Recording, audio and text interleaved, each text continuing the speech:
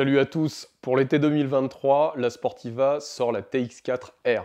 R pour ressemblable, R pour recyclé, en tout cas les deux fonctionnent. Mais est-ce que c'est R pour révolution? C'est ce qu'on va voir maintenant. Il y a 6 ans, je vous avais fait une vidéo complète sur ce modèle.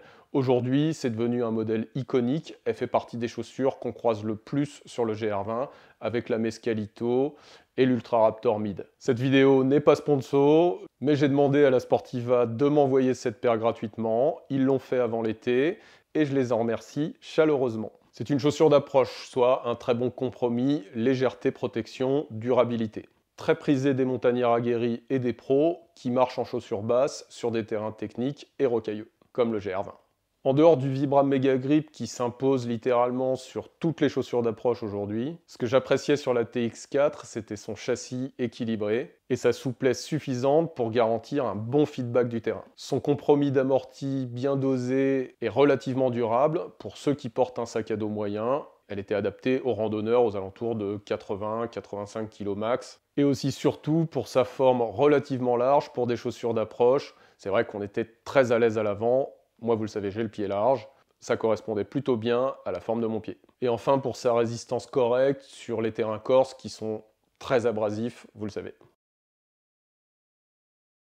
Le châssis qui est entièrement nouveau. Si les crampons en Vibram Mega Grip sont toujours aussi peu épais, j'ai l'impression qu'ils ont légèrement augmenté l'épaisseur de la climbing zone à l'avant. On dirait qu'elle est plus rigide et plus massive que sur la TX4 normale. Ce qui est plutôt une bonne nouvelle pour un usage sur le GR20. La Sportiva a abandonné toutes les étrangetés de la version normale. Fini l'excroissance à l'extérieur du pied, qui avait une fonction, j'avoue, inconnue. Fini aussi cette forme étrange au talon, qui était trop longue à l'arrière et qui imposait de marcher sur l'intérieur du pied. Tant mieux. J'ai jamais compris cette forme étrange. Franchement, heureusement qu'ils ont abandonné ça. Là, l'ensemble est plutôt classique et joliment dessiné. Toute la tranche qui constitue l'amorti est protégée par une espèce de tissu collé en nylon qui semble assez résistante, ce qui devrait ralentir le déchiquetage systématique de cette zone quand on marche dans les pierres et des terrains techniques. Et si la chaussure doit avoir plusieurs vies, c'est important que cette zone garde le plus longtemps possible l'aspect du neuf. Et oui, parce que grâce à cette plaque en plastique jaune, la chaussure est conçue pour être ressemblable. Alors la semelle ressemblable, c'est pas nouveau sur les chaussures de montagne. Ça existait sur des chaussures d'approche hyper rigides, comme la Zodiac, comme la Garmon Dragon Tail, qui n'étaient en fait que des chaussures hautes, mais sans tige.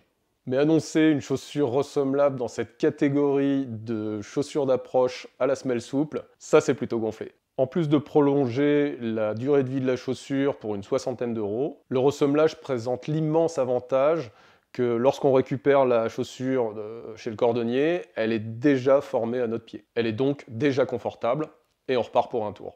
Donc ça coûte une soixantaine d'euros à peu près. Bon, ressemeler une chaussure souple, c'est possible. Je connais un cordonnier qui fait ça très bien à Ajaccio. Il ressemelle même les chaussures de trail. En gros, après arrachage du patin usé, le cordonnier ponce la vieille colle, puis il recolle un patin neuf. Mais pour bien ressemeler, encore faut-il que l'intercalaire ne soit pas trop abîmé, pour qu'il puisse coller sur une surface nette et lisse. Si j'ai bien compris, ici c'est la partie en caoutchouc qui intègre cette plaque de plastique qui va protéger l'intercalaire en mousse, ce qui devrait éviter d'abîmer la couche amortissante. Avec ce processus, ça a l'air d'être plus rapide, plus simple à faire, puisque c'est prévu d'origine.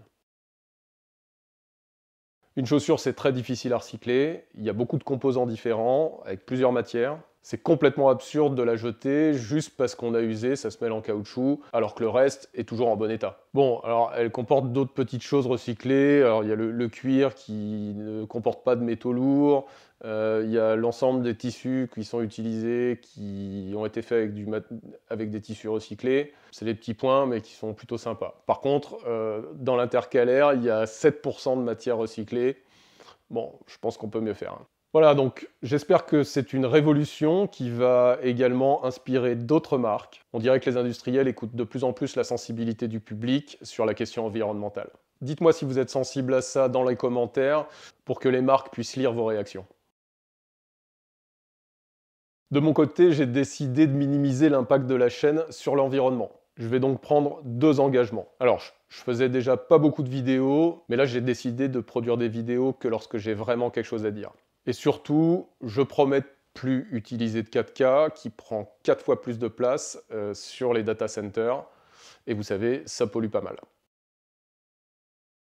Alors moi, je suis pas du tout fan de ce coloris vintage années 80. C'est vraiment un hommage à cette époque-là, avec l'ancien logo, la petite lune sur la languette. Mais moi, ça me parle pas. La languette sans soufflet est conservée. Alors ça, c'est une vraie calamité sur les terrains méditerranéens. Il y a davantage de poussière qui rentre, davantage de petits cailloux.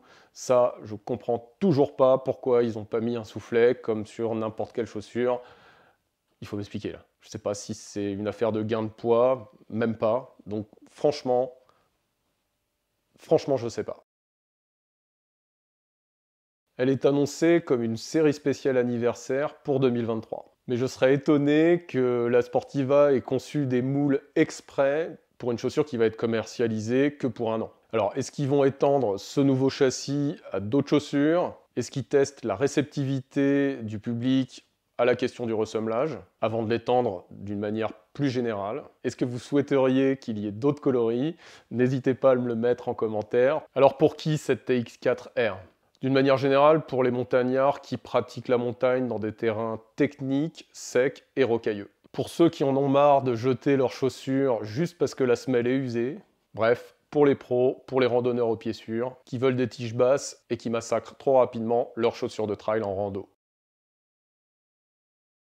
L'inconnu, c'est la combinaison de ce nouvel amorti plus rigide et cette plaque de plastique qui va forcément rigidifier l'ensemble. Mais on verra cet été, après quelques kilomètres sur le GR20, si elle retrouve la souplesse que j'appréciais sur les TX4 classiques. L'ensemble s'annonce donc plus rigide et légèrement plus dur, plus adapté au poids plus lourd et en tout cas au portage de sac à dos. Déjà, je vous conseille de prendre votre taille. Avec mon gros coup de pied, quand je mets la chaussure, eh bien, la languette n'est plus du tout centrée, puisqu'elle est simplement maintenue de ce côté-là. Je pense que la chaussure va se détendre et ce phénomène existera moins. Mais franchement, c'est un peu dommage qu'ils n'aient pas prévu un petit peu plus de place au coup de pied. Donc si vous avez un gros coup de pied, dirigez-vous davantage vers la Mescalito. Pas de Gore-Tex, une semelle parfaitement adaptée au terrain corse, plus durable avec ce nouveau modèle ressemblable. La Sportiva semble réaliser un sans faute avec cette TX4R, puisqu'elle gomme les défauts de la version normale. J'espère que ce modèle va marquer un vrai tournant dans l'industrie des chaussures de montagne et que les fabricants vont aller davantage sur le chemin de la réparabilité. Je vous donne rendez-vous cet été pour un test terrain. Je vais essayer de faire toute ma saison avec et de pousser à fond l'usure de la semelle, en pariant sur l'expérience du ressemblage qui semble prometteuse. Moi qui n'use que la semelle sur mes chaussures et pas le reste, je serais curieux de savoir combien de fois elle supporte le ressemblage. On verra si la TX4R est la nouvelle chaussure basse pour faire le GR20. Alors abonnez-vous pour être prévenu de la sortie du test. Et si vous voulez l'acheter tout en soutenant la chaîne, elle est ici en lien affilié. On se croisera sûrement cet été, allez ciao!